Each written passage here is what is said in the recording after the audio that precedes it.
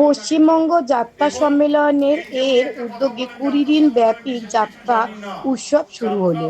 এই অনুষ্ঠানে প্রদীপ প্রজ্বলনের মধ্যে দিয়ে শুভ উদ্বোধন করলেন মাননীয় বিধায়ক এবং অভিনেতা রুদ্রনীল ঘোষ ও অন্যান্য বিশিষ্ট ব্যক্তিবর্গ ফণীভূষণ বৃদ্ধ বিনোদিনী যাত্রা মঞ্চে।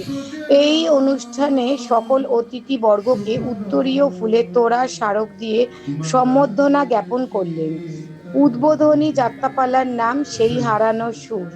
অভিনেতা ও অভিনেত্রী ছিলেন কাকলি চৌধুরী, অনল চক্রবর্তী, মৌমিতা, প্রবীর কুমার, অমিত, রূপা, অন্যান্য শিল্পীবৃন্দ।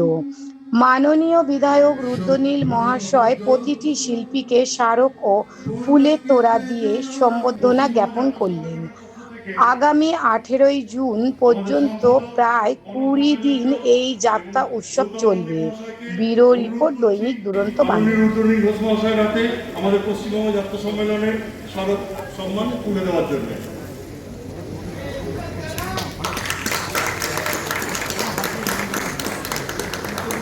তপন মান্না, স্বপন ধারা, রাধেশ্যাম মাইতি।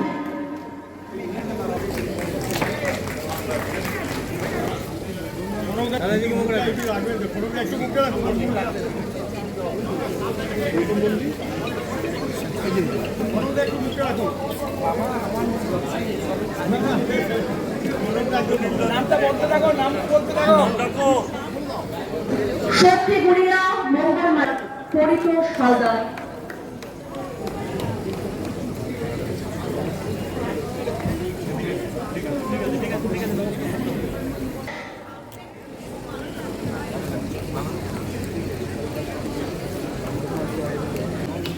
অরূপ পট্টনায়ক,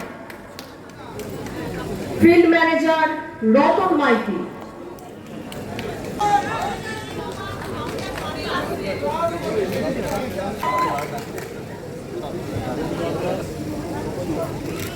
অমিত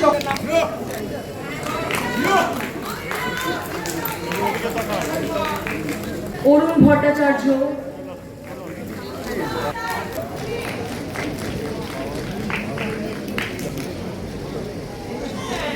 ব্যানার্জি, শ্রী চরিত্র, মৌমিতা,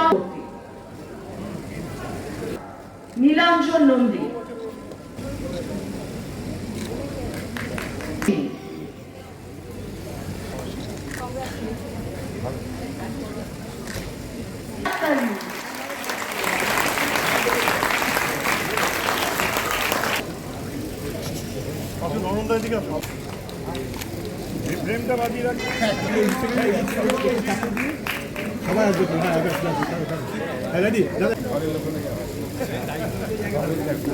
শুভ শরীরে থাকবে বলে আমার বিশ্বাস। আমরা সবাই যাত্রা পরিবারের মানুষরা আপনাদের আন্তরিক ধন্যবাদ জানাচ্ছি। একটু দেরি হলো, প্রথম দিনের অনুষ্ঠান একটু দেরি হয়, তবু আপনারা যে আছেন সেই জন্য যথেষ্ট কৃতজ্ঞতা জানাচ্ছি, ভালোবাসা জানাচ্ছি, ধন্যবাদ জানাচ্ছি। মাননীয় বিধায়ক রুদ্রনীল ঘোষ সংস্কৃতিপ্রেমী মানুষ, ওনার কাছে আমাদের যাত্রা জগতের পক্ষ থেকে অনেক প্রত্যাশা, অনেক দাবি আছে। একবার যখন পেয়েছি তখন ছাড়ছি না, কিন্তু এটা সবাই মিলে আমরা আলোচনা করে আপনার কাছে আমরা দ্বারস্থ হব। আশা করি আপনি আমাদের সবসময় ব্যস্ত থাকবেন। ধন্যবাদ। বেশি সময় একদম নেব না, কারণ অনল যেটা বললো যে প্রথম দিনের অনুষ্ঠান একটু শুরু করতে একটু দেরি হয়ে গেছে, সরি ফর দ্যাট, সবার কাছ থেকে ক্ষমা চেয়ে নিচ্ছি। কিন্তু আজকে সত্যি আমাদের বড় আনন্দের দিন, কারণ আলটিমেটলি শোটা হচ্ছে, উৎসবটা হচ্ছে। থ্যাংক ইউ সো মাচ যারা যারা যারা যারা এতটুকু অবদান নিয়ে আজকে আমাদের এই অনুষ্ঠানটা যাতে মঞ্চস্থ হয়, তার জন্য যে যতটুকু শ্রম দিয়েছেন প্রত্যেকের কাছে আমরা সাংঘাতিকভাবে কৃতজ্ঞ বন্ধু রুদ্রনীলের কাছে, সকলের কাছে, আপনাদের কাছে। আপনারা যারা সবাই একদিনের প্রস্তুতির মধ্যে আমরা যতটুকু পেরেছি মানুষকে জানান দিয়েছি, এবং তার জন্য এত মানুষ এসছেন, আমরা আমাদের সেরাটা দেওয়ার চেষ্টা করবো। আপনাদের কাছে অনুরোধ করবো আমাদের একটু সময় দিন।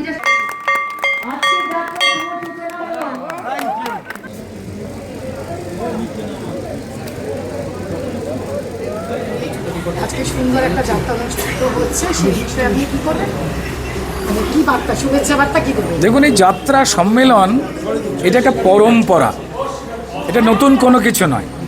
যে কোনো কারণেই হোক না কেন সেই পরম্পরাতে একটু ধীর গতি চলে আসবার মতো একটা মুহূর্ত তৈরি হয়েছিল। সেটা যাতে সচল বা সতেজ রাখা যায়, এটাই আমাদের প্রাথমিক চিন্তা, দায়িত্ব এবং কাজের মধ্যে পড়ে। বর্তমান সরকার অত্যন্ত রকম সজাগ। যাত্রার মতো এত গুরুত্বপূর্ণ একটা মাধ্যম, এমন একটা শিল্প মাধ্যম যার জন্য এই বাংলা বা বাঙালির পরিচয় পরিচিতি, যাতে তা আরও শক্তিশালী হয়ে উঠতে পারে, এই শিল্প মাধ্যমের সঙ্গে জড়িয়ে থাকা 8-9 লক্ষ মানুষ তারা যাতে সতেজ এবং সজীব থাকতে পারে, তার জন্য ভবিষ্যৎ যা যা পরিকল্পনা তা দ্রুত আপনারা জানতে পারবেন। আমরা ধন্যবাদ জানাই সম্মানীয় মুখ্যমন্ত্রী শুভেন্দু অধিকারী মহাশয়কে, তিনি অত্যন্ত কড়া দৃষ্টি রেখে দিয়েছেন যাতে যাত্রা শিল্পের কোনো রকম ক্ষয়ক্ষতি বা বিষ বাতাস যাত্রা শিল্পের গায়ে লাগতে না পারে। আর তুমি পলাশ ডাক্তারের মা, আমার মা হয়ে তুমি বাজারে বসে সবজি বিক্রি করো? হ্যাঁ তাই করবো, নাহলে সংসারটা চলবে কেমন করে? আমার না, এই কাজ তুমি করতে পারো না মা। সমাজে আমার একটা সম্মান আছে। রাস্তায় বেরোলে সবাই মাথায় হাত রেখে বলে নমস্কার ডাক্তার বাবু। বলে আপনি ডাক্তার না, আপনি ভগবান।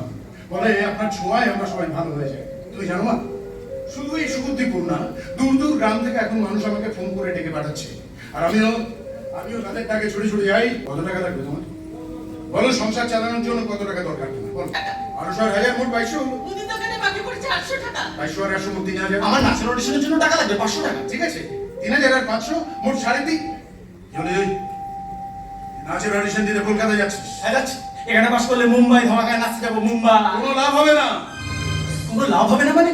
ওইসব জায়গায় গিয়ে কোনো লাভ হবে না। তার মানে তুই বলছিস আমি নাচের অডিশনে যাবো না? আমি আবারও বলছি, ওইসব জায়গায় টাকা ঘুষ না দিলে কোনো সুযোগ পাওয়া যায় না। দাদা এভাবে অনেক স্বপ্ন নিয়ে বছরের পর বছর হাজার হাজার যুবক যুবতী শহরের মায়াবী আলোয় স্টার হওয়ার নেশায় ছুটে ছুটে যাচ্ছে, কিন্তু টাকার অভাবে ঘুষ দিতে না পেরে ব্যর্থ মনোরথ হয়ে দুচোখ ভরা জল নিয়ে সমস্ত স্বপ্নকে জলাঞ্জলি দিয়ে বাড়ি ফিরে আসছে।